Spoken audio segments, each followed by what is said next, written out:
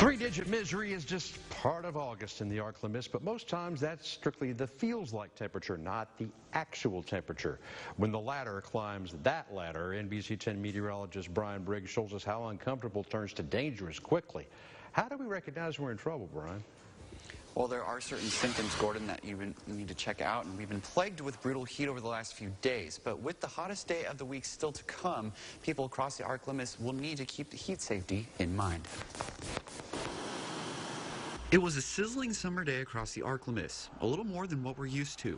By the time we hit the lunch hour, we were already close to August average high, and the temps continued to climb into the afternoon. At one point, we were unofficially over 100 degrees here in the Twin Cities. When highs soar to these levels, heat indices are pushed to dangerous limits, feeling more like 110 to 115. Some chose to brave the heat, while others didn't have a choice. Since the summer, we've noticed a hike in heat-related treatments that we've given to people.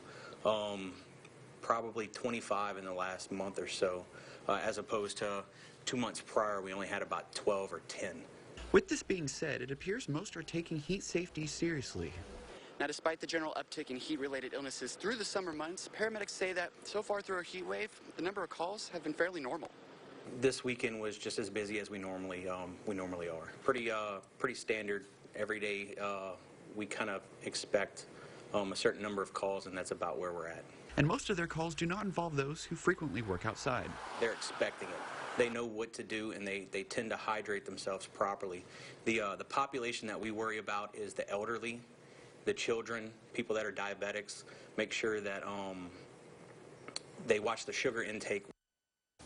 Now, as far as today's calls go, they won't have the official numbers until tomorrow. Until then, make sure that heat advisory or the excessive heat warning will remain in effect till tomorrow. So make sure you continue to stay safe and cool. Live in the studio, Brian Briggs, NBC 10, your local news leader.